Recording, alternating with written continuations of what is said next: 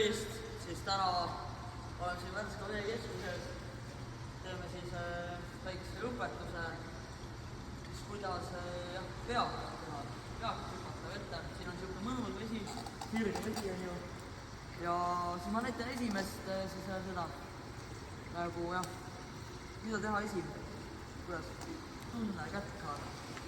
Minge niimoodi ja siis hüpake nagu niimoodi.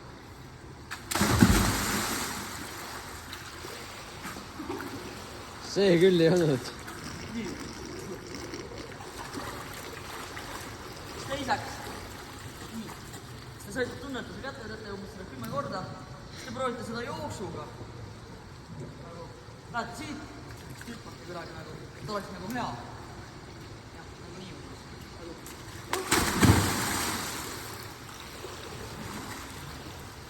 See küll peakas pole.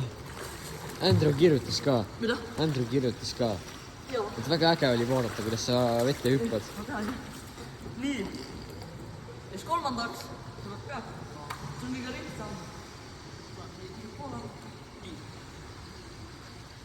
Kogu pealt. Ai, ma võin koha pealt näidata. Koha pealt ikka näidata.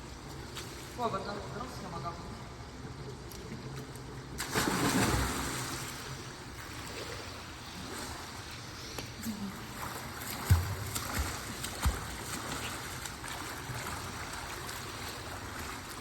Ja siis ma näitan hoovet. Hoovet on natuke lihtsam.